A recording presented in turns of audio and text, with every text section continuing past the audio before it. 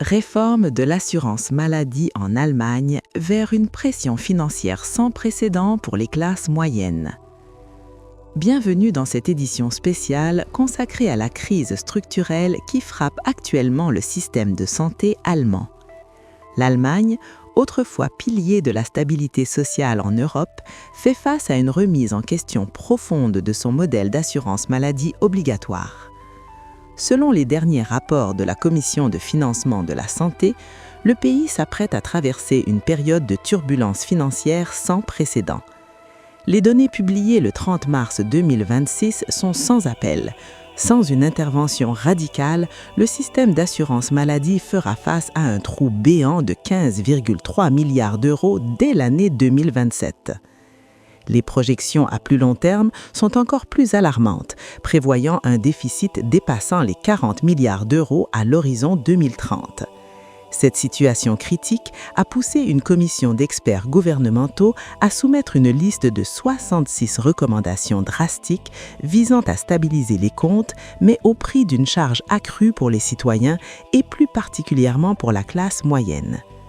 Au cœur de cette réforme se trouve une mesure qui suscite déjà de vifs débats au sein de la société allemande, la fin programmée de la coassurance gratuite pour les conjoints. Jusqu'à présent, les époux et épouses sans revenus propres bénéficiaient d'une couverture santé sans cotisation supplémentaire. Le projet actuel prévoit d'imposer à ces personnes, souvent des femmes au foyer ou des hommes au foyer, une cotisation mensuelle fixe estimée à 225 €. Cette transformation structurelle s'accompagne d'une révision à la hausse des participations directes des assurés.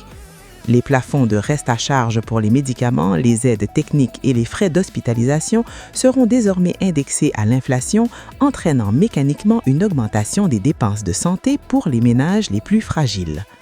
Pour augmenter les recettes de l'État et promouvoir la santé publique, la Commission propose également l'introduction de nouvelles taxes comportementales ciblant les boissons sucrées, le tabac et l'alcool. Les experts estiment que l'ensemble de ces 66 recommandations pourrait générer ou économiser environ 42,3 milliards d'euros. Toutefois, l'impact financier sur l'individu moyen est considérable.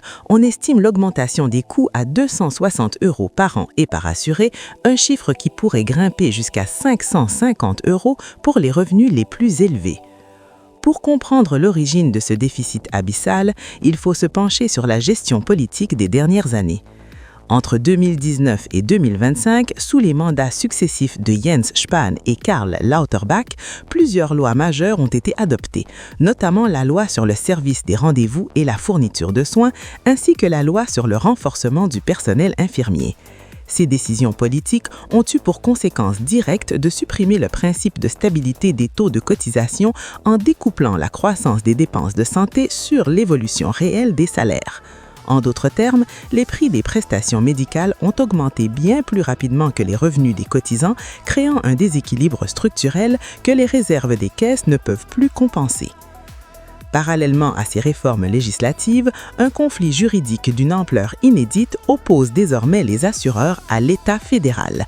Le GKV Spitzenverband, l'organisation faîtière qui représente 79 caisses d'assurance maladie, dont la Techniker Krankenkasse, la DAK et la AOK, a déposé une plainte devant le tribunal social du Land de Rhénanie-du-Nord-Westphalie. Le point de dispute principal concerne le financement de la couverture santé des bénéficiaires de l'allocation citoyenne, le Bürgergeld. Actuellement, l'État fédéral ne compense qu'un tiers des coûts réels engendrés par ces prestations, laissant un manque à gagner de 10 milliards d'euros par an à la charge des autres cotisants. Cette situation est jugée illégale par les caisses qui estiment que ces prestations relèvent de la solidarité nationale et devraient être intégralement financées par l'impôt plutôt que par les cotisations des travailleurs. Cette pression fiscale et sociale accrue sur le Mittelstand, la classe moyenne allemande, soulève des questions fondamentales sur l'équité du système.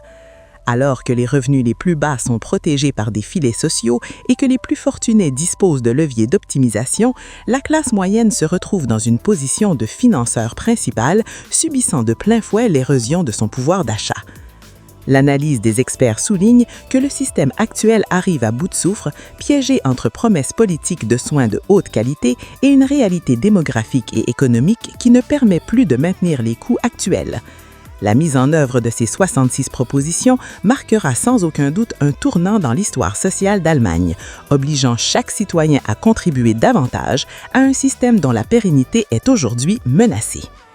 Le défi pour le gouvernement fédéral sera de naviguer entre ces nécessités budgétaires impérieuses et le maintien de la cohésion sociale alors que le sentiment d'une surcharge fiscale injuste grandit au sein de la population active.